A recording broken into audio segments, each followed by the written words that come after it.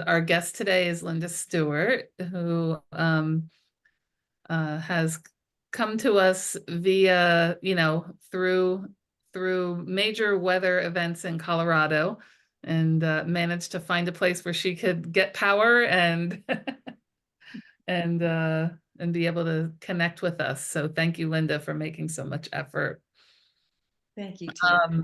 Yeah. So the Wise Women Circle today on this Sunday is, I'm coming in from Pennsylvania.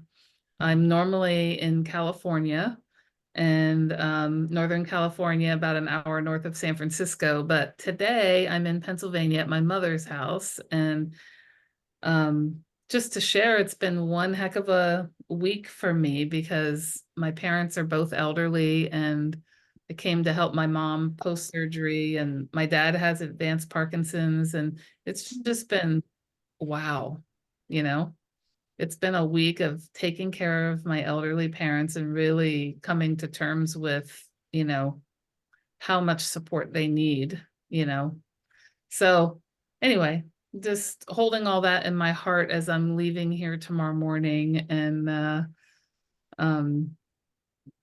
anyway, so, well, why don't we, well, I'll just introduce myself real fast and then we'll kind of do a little drop in. So I am Tina Green. I'm passionate about helping people cultivate their self-love.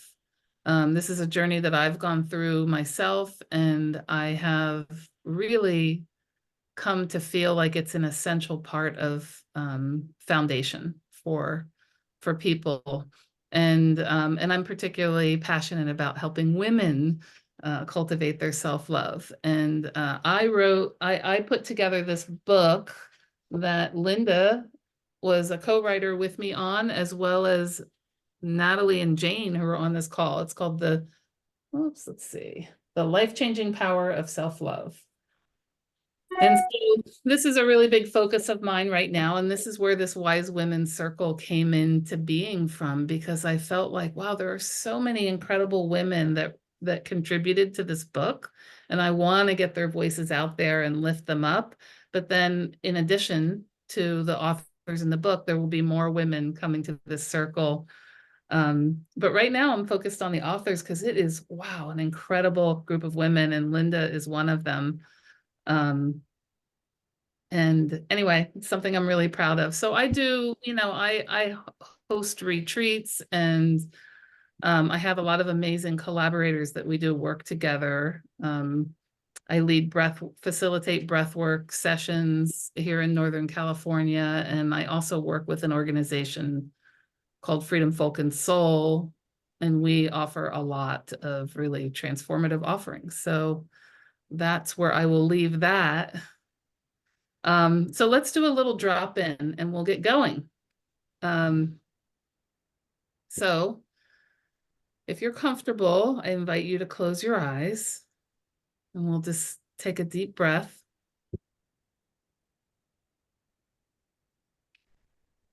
On this Sunday afternoon/evening, depending on where you are. And I'm going to invite you to let go of everything that it took for you to get to this call.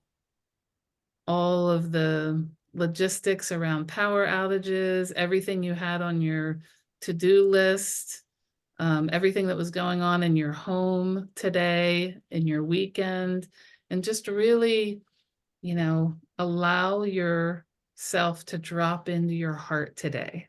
And that's really what Linda is going to be talking about, moving from your head to your heart. So let's really start right now and allow yourself to drop into your heart and into your body, and feel your body.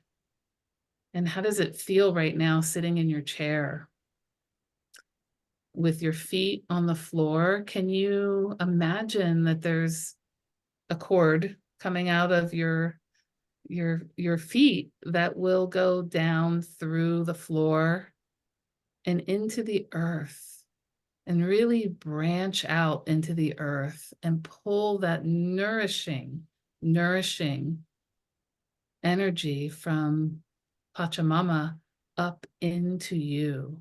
So you are deeply connected to the earth, to your body, to your heart, and bring that earth energy up into you. And I really want to congratulate you for taking this hour for yourself and to really just sink into what the wisdom that Linda is going to share with us tonight. So another deep breath. And when you're ready, you can come back into the room.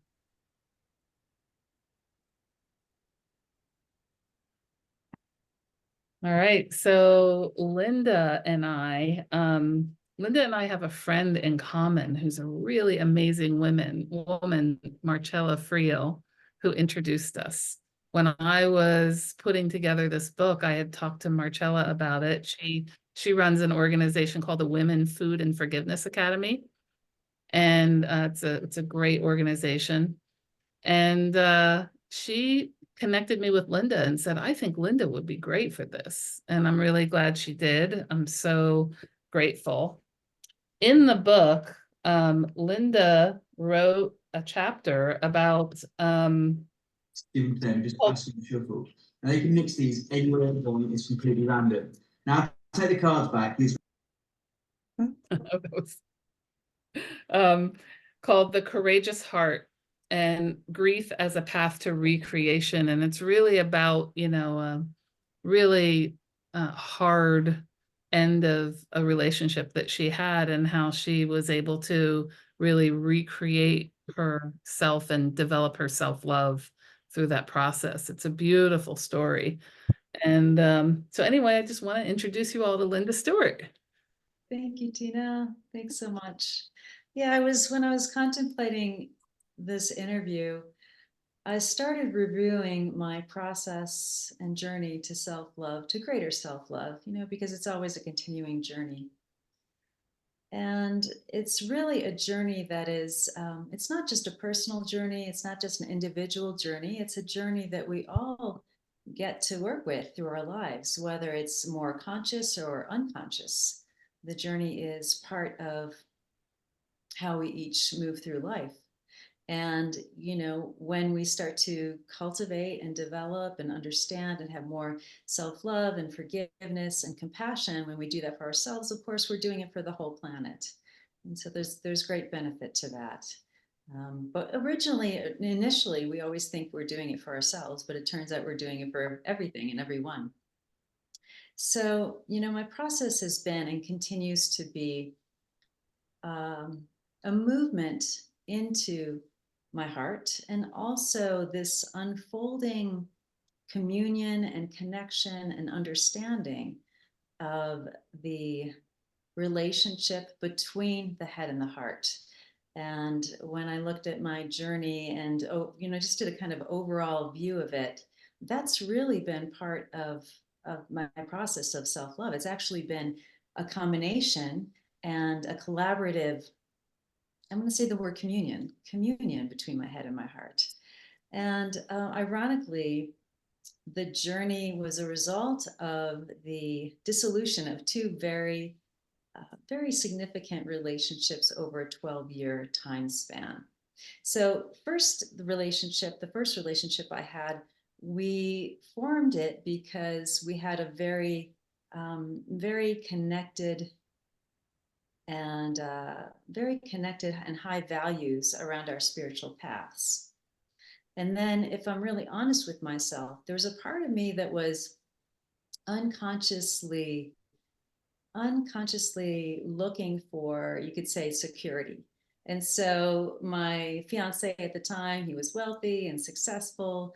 And so that provided some sense of security, although it was false. At the time, it did provide some kind of sense of security. But as we know, the false security doesn't really last for very long. So, and then the second relationship, I really fell madly in love. So, I I wasn't in my head at all. It was quite beautiful. I fell madly in love, but I didn't really pay attention to some of the really practical things and that became quite problematic after time. And so through these experiences, it became quite apparent that it's just essential to not only use the wisdom and discernment from the mind, but also to use the love in the heart, love from my heart, and not just for in relationship, but also to come to a place of unconditionally loving myself and others. So I thought I would do is read just a portion of the book and a chapter of the book here, and it would give you kind of a sense of my back and forth between the head and the heart. And then, depending on the time, we'll go through a little bit of a guided meditation around that.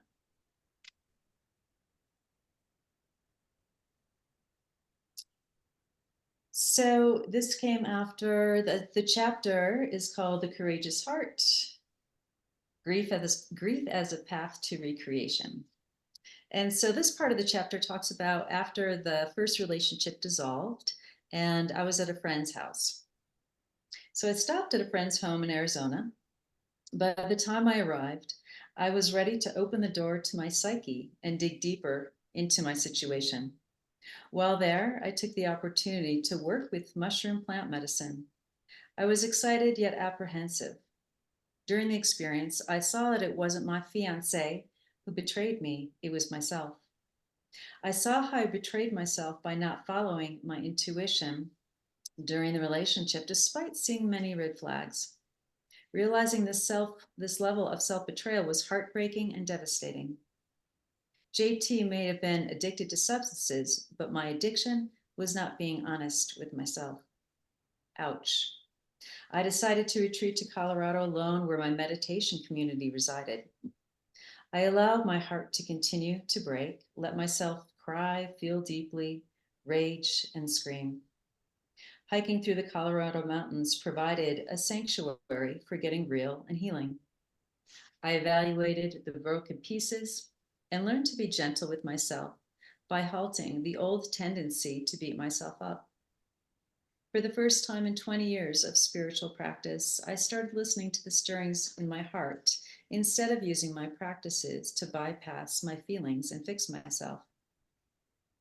Days were spent connecting to my body, heart, and soul through feeling my heart, yoga, meditating, playing, and praying in nature, chanting, journaling, and devotional practices. In contemplating how and why I betrayed myself, it was clear that I just wanted the relationship to work despite all its overwhelming challenges. I didn't want to let go of the dream of partnership and motherhood. Once I came to know this, my heart softened with compassion, and I was able to forgive myself and forgive him. I took full responsibility for my situation, and it was empowering. Eventually, the emotional eruptions calmed. I gave my heart time to process, and a wiser part of me kicked in. I began to see patterns of self-limiting behaviors and beliefs clogging my experience of living. I realized that the root of these thoughts originated from beliefs adopted when I was young.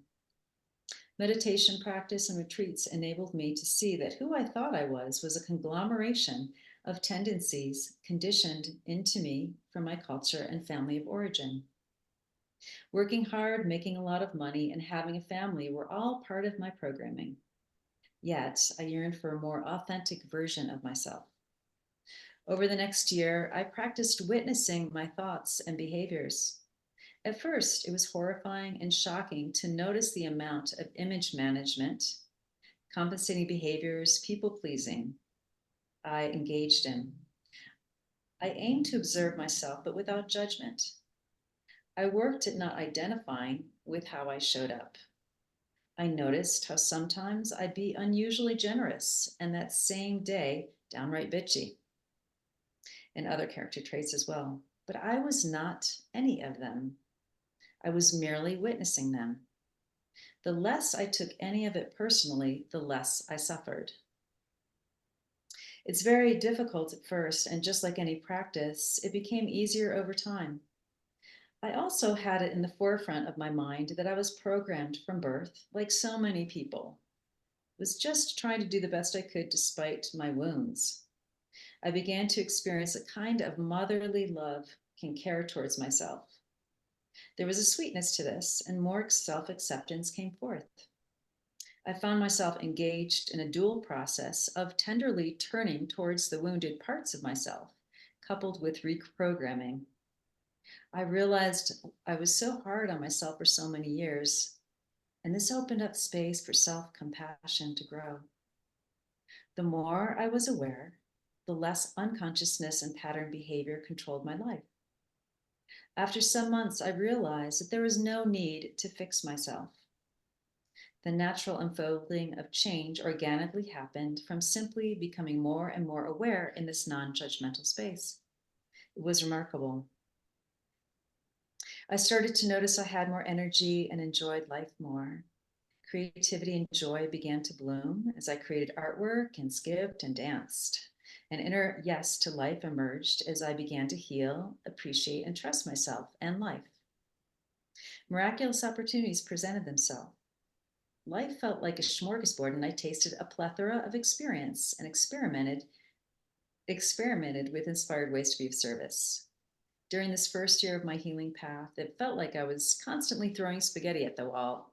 I wonder what offering I could throw out that will stick. What eventually seemed to be a never ending cycle of grief over time metamorphosized into a chance to reinvent myself, and I did. 7 years later, I experienced the dissolution of another significant relationship, and I grieved deeply. The pain this time was not of self betrayal, but of loss. It took me some time to see that the dissolving of this relationship was giving me what I always wanted, which was myself.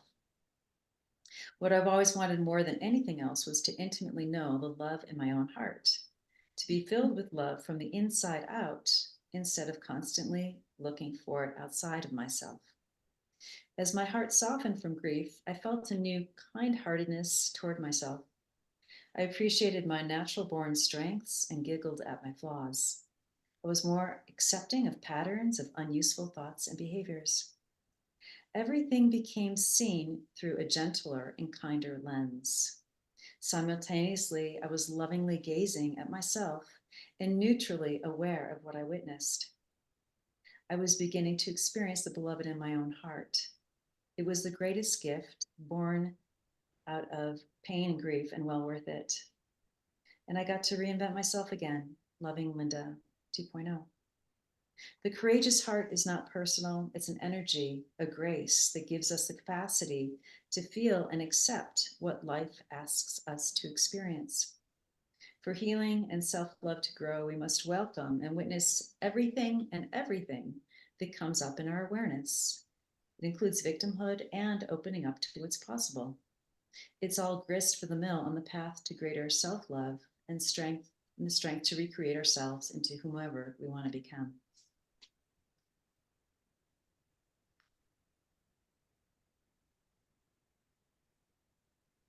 Thank you, Linda. There's so much that you just read that resonates with me, really. And the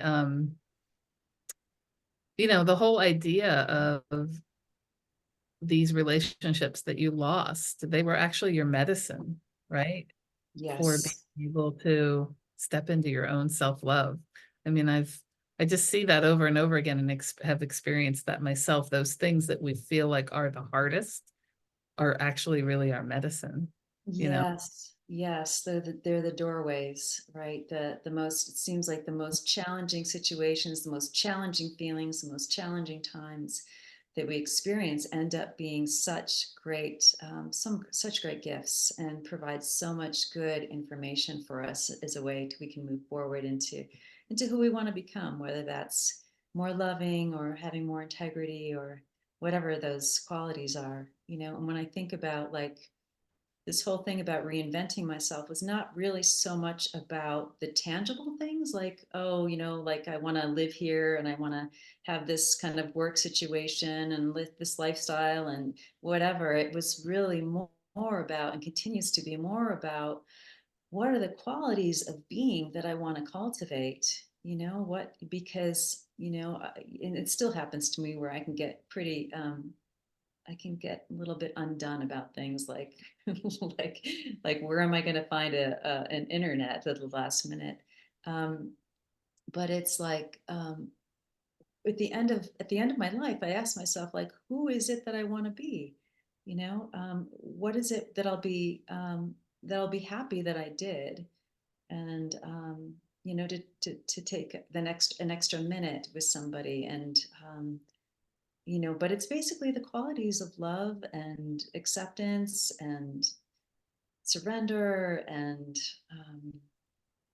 openness, you know, open-mindedness and open-heartedness. Those are the things that I think we all ultimately want to cultivate and become. But it really had been a journey of connecting the two. Like, when I really looked back and I reread the chapter, I was like, you know, I really did. It wasn't just about moving into my heart. It was really about um, letting go, seeing all these crazy, you know, we all have them, kind of crazy beliefs we think are true about ourselves, based on typically based on wounds from childhood. And most of them are like, I'm not enough, or I'm not worthy, or I'm not lovable. You know, we all have kind of flavors of that. And and so it's really helpful to use the mind to see, to really start to dissect some of those beliefs and see that they're actually not real or true. And then just to work when the beliefs come, like feel into the heart and work into the heart space to really lovingly, as much as we can, like attend to those, you know, the wounded parts. And you know, I think they still come up in different ways. And so, you know, I think life continually gives us opportunities to work with both the head and the heart. So I'm not sure how much time we have left, but I thought if we did, I could take you through a little bit of a Yeah, process. we have plenty of time. Okay. Yeah. Yeah. I mean, I guess I could also ask also if there's any, if anybody has any comments or questions or anything as well, if anybody does.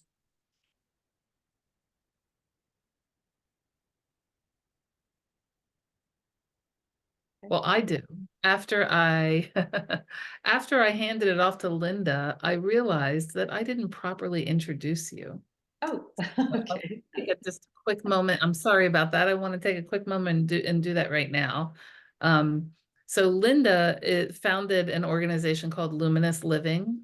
Um, and that's her website, luminousliving.net. And she offers a holistic approach to one's well-being.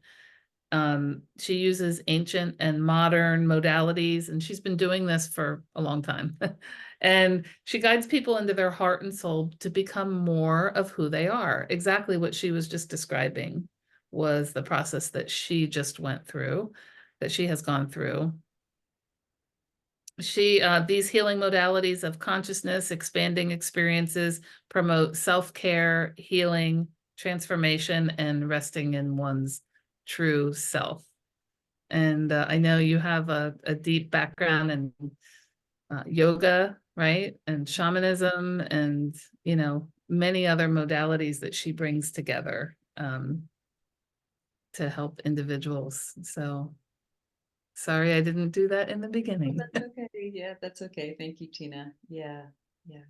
I mean, and that's what we all do too, right? That we bring whatever we have, whatever experiences, whatever education, whatever we're moved to do, and then we have a culmination of that, of those experiences and that information to, you know, to aim to be of service and however it shows up. And so, yeah, it's quite a blessing to weave yoga and meditation and shamanic practices into experiences and to support those. It's the experiences to help people move into their inner knowing and into their heart, and then to support them in that process, whatever that is. So yeah, it's quite a blessing. And there's something to be said for that lived experience that you have too.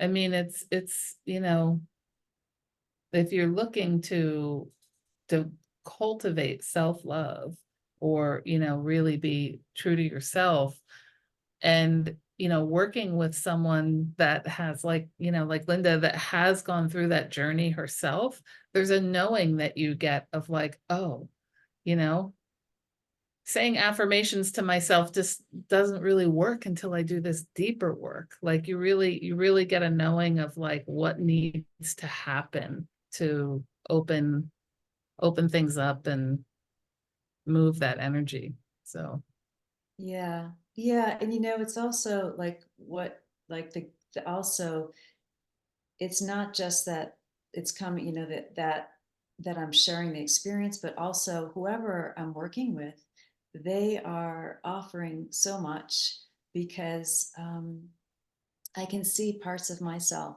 in everybody that I work with.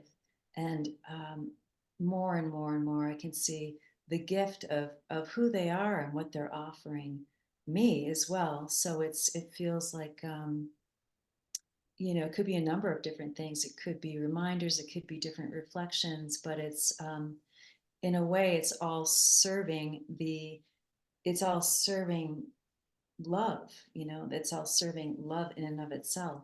And so, being able to participate in that process is very, um, very nourishing. Yeah.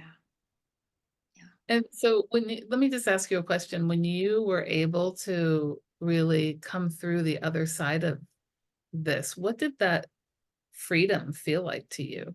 You know, when you got to the place where you loved yourself and you know, kind of Yeah. through all of this and you became content, you know, and Yeah, well, it's funny, because it never ends, right. and Right. life always gives us, life always is showing us opportunities where we're maybe not totally all the way through the whole end of that process of self-love.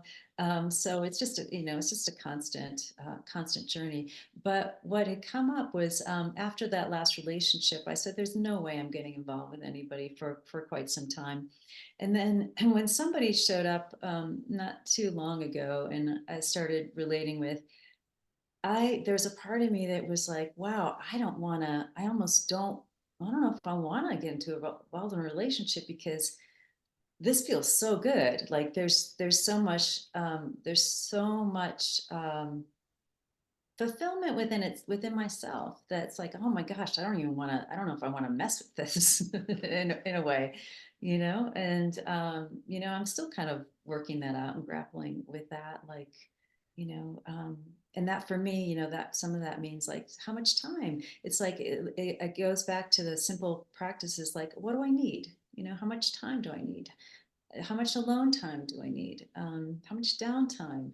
So it can get back to like the simple kind of like attending towards oneself, you know. Yeah. But that's kind of how I knew that I was like, oh, I must be in a really good place.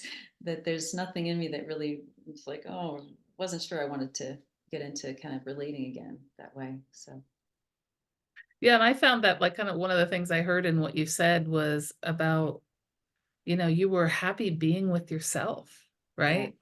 And Mhm. so I felt that way too. And loneliness just kind of didn't really exist for me anymore. And that was a really cool feeling. You know, Right. and you're right, it is an ongoing practice and it gets challenged over and over again. But I think when you get over that first hump and you really start to feel that for yourself, it's like, whoa, this is like, wow, I'm really okay just being with me. Yes, yes. I actually have to ask myself. I asked myself, I thought, there's a point where I was like, you know what? Maybe I won't ever get into a relationship again. I said, maybe that's just not in the cards for this lifetime. Maybe it's just not what I'm going to experience. And I really had to sit with that and go, am I okay with that? And I was like, I'm actually really good. I think I'd be good with it because I feel whole within myself. So, yeah, not that I don't necessarily want it, but I would be, I'd be okay without it. Um, so It's a yeah, it's really, want versus need, right? yes, yes, Yeah. exactly, exactly. Yeah. Anybody else have any thoughts on this?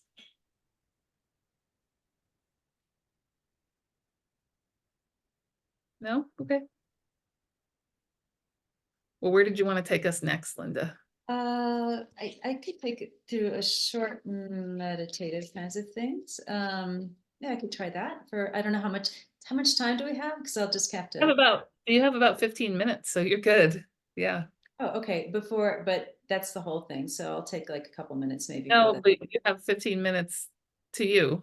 Oh, okay. We I have thought, about a half hour left of the whole thing. okay. I thought I had a lot less time. Okay. Yeah. Okay. So we'll take you through like a little guided meditation. And so wherever you are, just allow your body to rest in the seat that you're on. And if it's helpful, take a few long, deep breaths into the belly and all the way up into the heart. And a long exhale, either out through the nose or the mouth. And doing that a few times.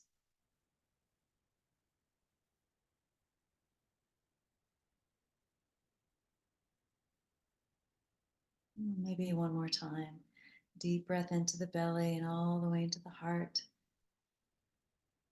And a long exhale. And then just feeling yourself literally settling. And you can imagine if your mind has been quite active or if your emotions have been rather strong today, you can just imagine that it could all settle down, all the way down through your root, through your tailbone.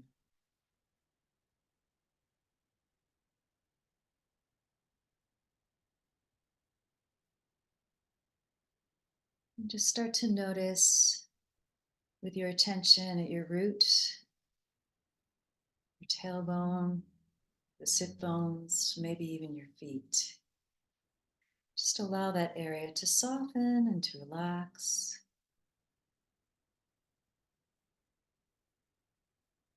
And so in this meditation, we're going to open up to the connectedness with all that is, along with the specific connection and communion with the head and the heart.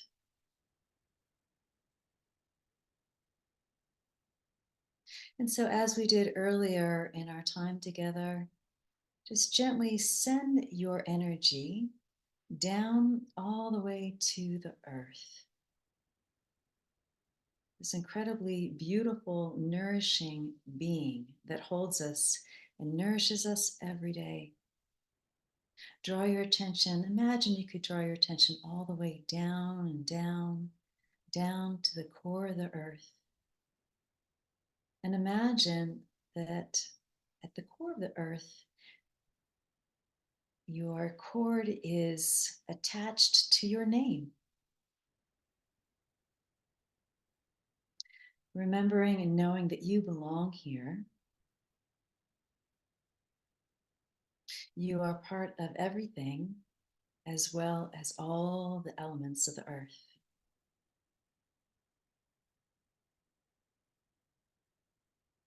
And then as you inhale, imagine the earth energy moving up all the way into your root and all the way up into your heart. And then as you exhale, exhale your heart all the way down, connecting it to the earth. So inhale earth energy all the way into your heart. And exhale from your heart all the way down through your root to the earth. And in your own time and your own way, and do that a few more times, feeling and acknowledging and visualizing that connection.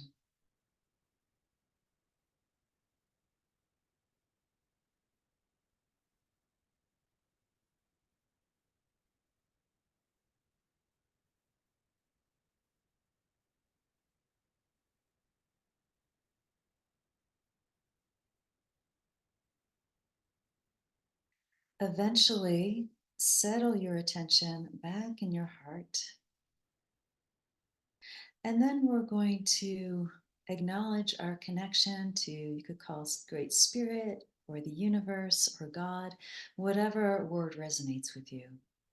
And draw an imaginary line of energy from your heart all the way through your head and all the way up, all the way to sky, spirit, God.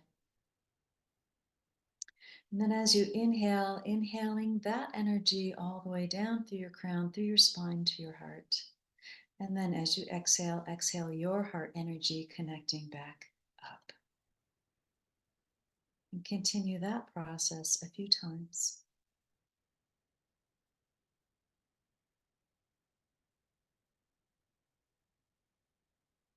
Acknowledging your connection to something greater than yourself.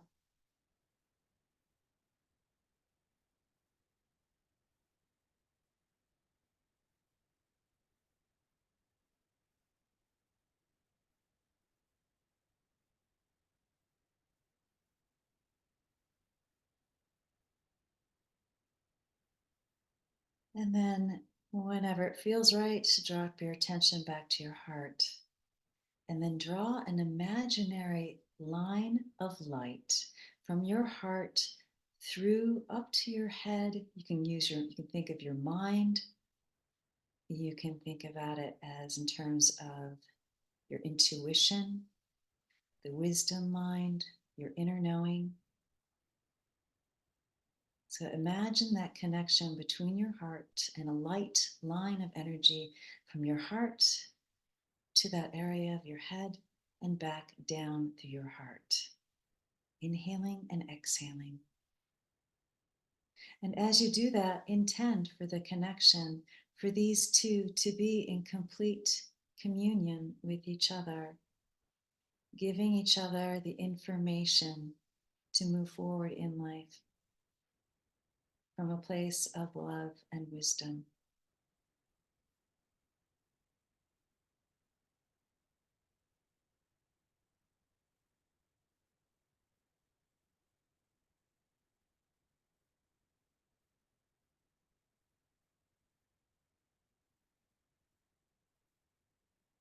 And if that feels a little bit out of your access right now, you can drop the question in, I wonder what it would be like for the wisdom of my mind and the intuition and the knowing to be in union and communion with the knowing and love from my heart.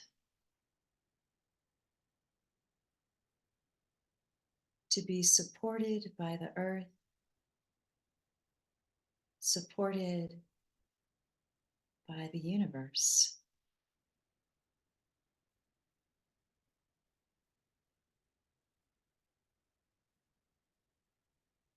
And then eventually,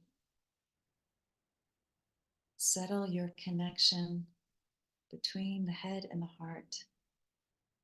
And we'll go right back into the middle, into the heart space. And imagine a light there, any color that resonates with you.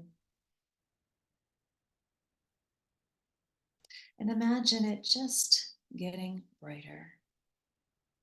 It's as if with the intention of growing love from the inside and moving it out.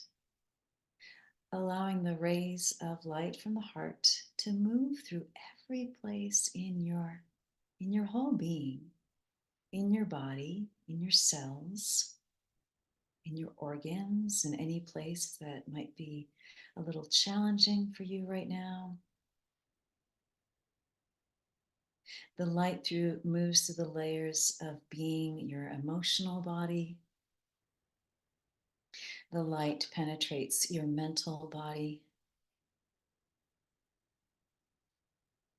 And then imagine that you're using the wisdom of the mind to move the energy and the light from your heart to like strings of light moving from the heart and out through the body and out towards somebody, someplace, something on the planet that could use a little bit more love.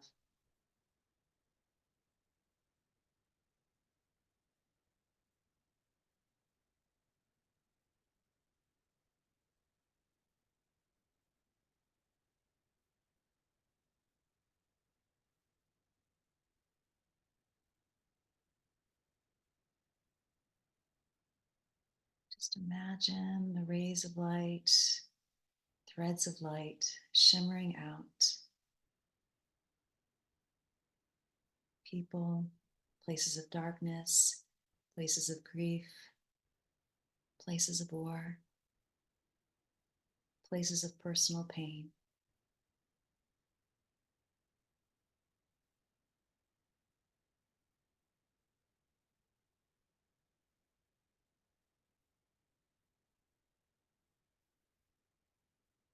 And just gently draw your threads of light back slowly, whenever you feel complete, taking your time back into the space of your heart.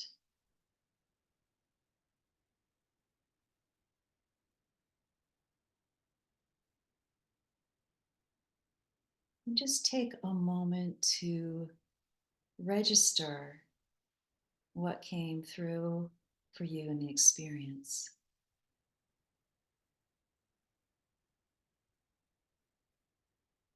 And take a deep breath in and a deep breath out. And allowing your eyes to open when you're ready.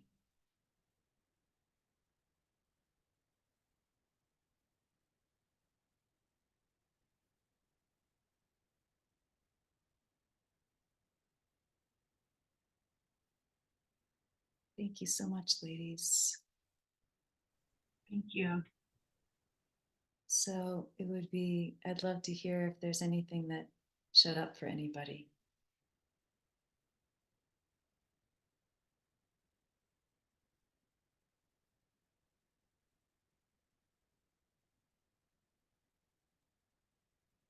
It is a welcome reminder to send love to outward from myself to someone or something who may need it.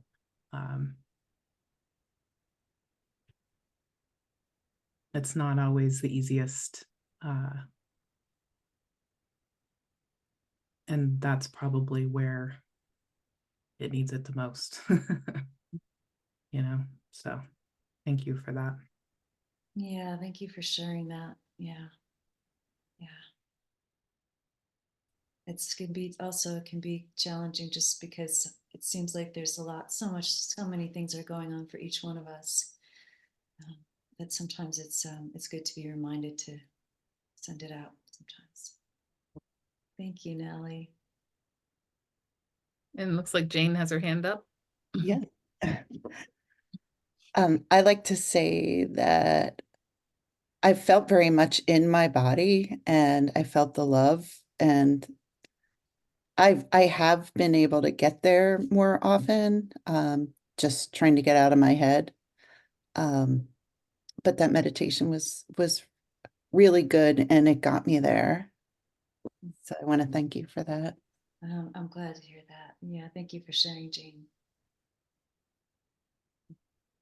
Linda, you have the most soothing, loving voice.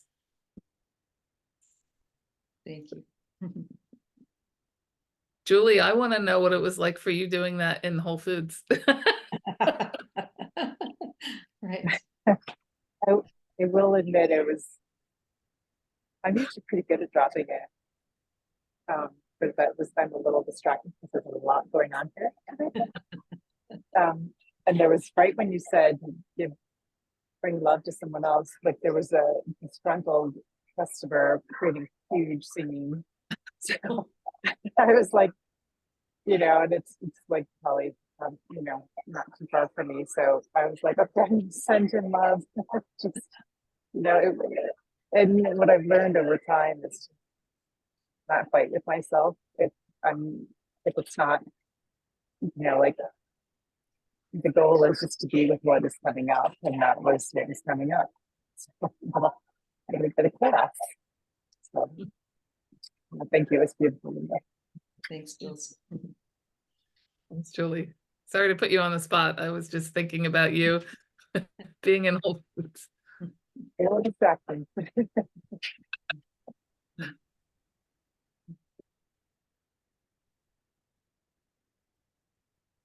Anybody else?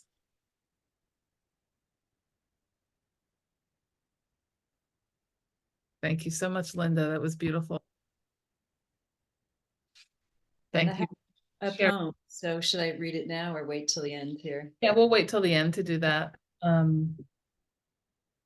So do you want to tell people how, what you offer and how they can find you and all of that? Yeah, so I offer private intensives and group retreats and 1-year programs.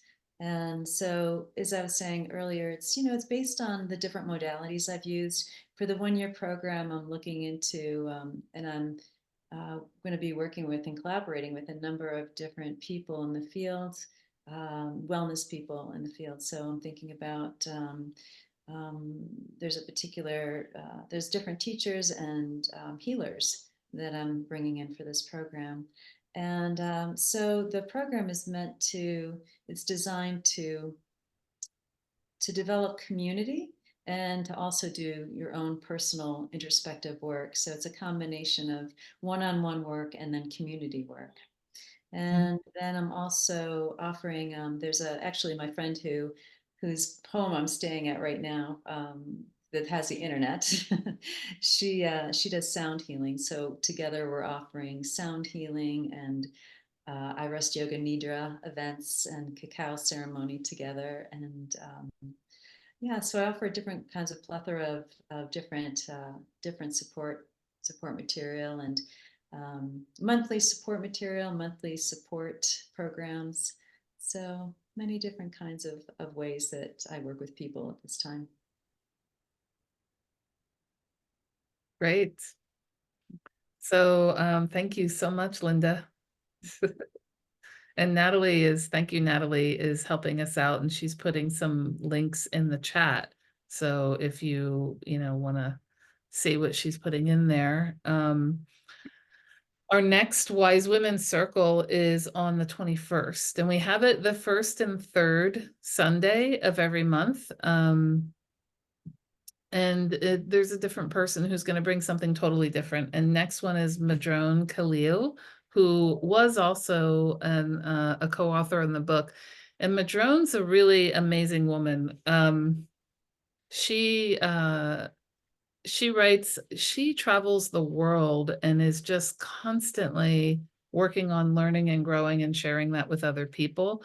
And she does this all with chronic pain and in her body, and she's learned how to manage it. And that's what she wrote about in the book, The Life-Changing Power of Self-Love. And she's also going to be talking about that on the next time, and specifically around her feet and learning how to live with pain in her feet, but just chronic pain in general. In the beginning of her bio, I love it so much. It says, a lover of mystery and believer in magic, Madrone Khalil is a community weaver who has led sacred circles and ceremonies for the past 18 years as an animistic, wild, witchy woman. And she's also, she lives in Flagstaff, and she's also a professor at the University of Arizona down there as well. So she's got like all these worlds that she brings together. She's fun and amazing. So I hope you can make it. Same time, but in 2 weeks. And I have a few things going on as well. I am collaborating with my teacher, Jeremy Pager, on a couple of different offerings. We offer a year-long program called the Toltec Medicine Wheel of Transformation, and it's really, going through the medicine wheel of your life and working through all your parts and all the ages and stages of your life to bring them forward. And we are starting a new year-long program in August of this year. And then Jeremy is coming out to my area in Northern California, and we're holding a weekend retreat in the beginning of May that's going to be on balancing the masculine and the feminine. It's going to be really powerful. He's the greatest example of the sacred masculine that I know. Like Natalie's shaking her head. Yes, she knows him as well. He's amazing. And, you know, so if you, there's more information coming out about that soon, because we're just kind of putting it together. And anyway, so that's that. And you know, I wanted to share something with you that I came across today as a group of women, right? I'm not a big sports fan these days, although I used to. And I was at my dad's house and he had the TV on and he was really excited to watch the women's NCAA basketball championship. Can you imagine? My 80-year-old dad was really excited to watch the NCAA women's basketball championship. And so I watched the beginning of it. And you guys, I don't know, did anybody else see this? Did anybody see any of it? Okay. I figured not, but it's not something I would normally like seek out, but I was watching the beginning of it and there were these, you know, young college women basketball players, diverse, like of all different backgrounds, right? And and you know, races and everything. And they were just like, they were being like celebrated, hugely celebrated.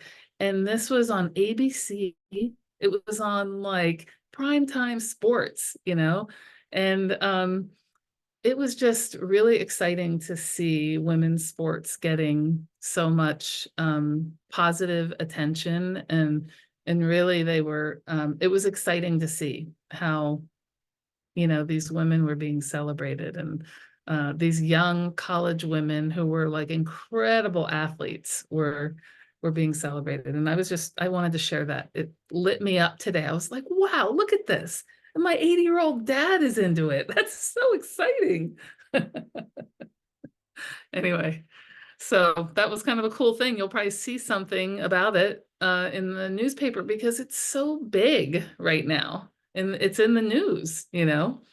It's really cool. Anyway, on that note, I'm gonna invite Linda to take us out, unless anybody has any burning things they want to throw into the conversation. I just really want to thank you, Linda, for your talk, and I don't have a lot of words right now, but there's just a lot of when self-love gets reverberated, you seem to also notice that it was already there. Like it's not something you get or a gift. It's like it's an inherent worth that you just never had a chance to recognize. And to hear your talk, and also to just hear you ring the bell of truth, woke that up in me. And then also, Tina, you seem to have this going on, you know, as a gathering in a circle. So I really appreciate that. And then this story's coming in just to be shared. I go to yoga a lot, and, you know, everyone's looking in the mirror at their body and their face, and, you know, just like everyone is. And I had this moment where I was looking at the mirror and I loved myself. I loved the way I looked, and, you know, and I'm like a 50-year-old woman, and I've got like rolls kind of hanging out of me a little bit, and my tight yoga pants, and I loved myself. And then a voice came in and said, yeah, but, and the eclipse happened. But it was so wonderful to witness that actually the original thought or the original gaze was, I love me, before the story came in. So anyways, thank you all. Jen, thank you for sharing that. Oh my gosh. Yeah. Wow. Wow. And, you know, it's just like the way you shared it too, just the way you said, you know, and then this other thing came in after that. But it was kind of like, you know that it's like, I could tell by the way you're sharing it, you know, the truth of love, of love. Yeah. So yeah, thank you for sharing that. Yeah, and that was actually one of the big realizations that I had, Jennifer, with self-love, is that like for years and years and years, I was always like, you know, I'll love myself when, like when I lose weight, when I have, you know, the guy or this, or when I live in this place, or when I do this at my job or whatever. And I didn't have to do any of that. I didn't have to lose weight to love my body. Like I didn't have to do any of that. Right. So that's a really cool experience that you had. Feeling that, looking in the mirror. Yeah. I love it. Thank you. So I thought I would complete. To be quite honest, I was looking for a poem by a woman, and with my time challenge today, John O'Donohue is the one that showed up. So this poem is called "For Courage." When the light around you lessens and your thoughts darken until your body feels fear turn cold as stone inside. When you find yourself bereft of any belief in yourself and all you unknowingly leaned on has fallen. When one voice commands your whole heart and it is raven dark, steady yourself and see that it is your own thinking that darkens your world. Search and you will find a diamond thought of light. Know that you are not alone and that this darkness has purpose. Gradually, it will school your eyes to find one gift your life requires hidden within this night corner. Invoke the learning of every suffering you have suffered. Close your eyes. Gather all the kindling about your heart to create one spark. That is all you need to nourish the flame that will cleanse the dark of its weight of festered fear. A new confidence will come alive to urge you toward higher ground, when your imagination will learn to engage difficulty as its most rewarding threshold. That's John O'Donohue. Thank you, Linda. Thank you, everybody, for coming and making this part of your Sunday. Thank you, everybody, so much. Yeah, thank you. Namaste. See you again. Come again. Thank you, Linda. Thank you so much, Linda. Thank Have a you. good night, everybody. Thank you, Linda and Tina.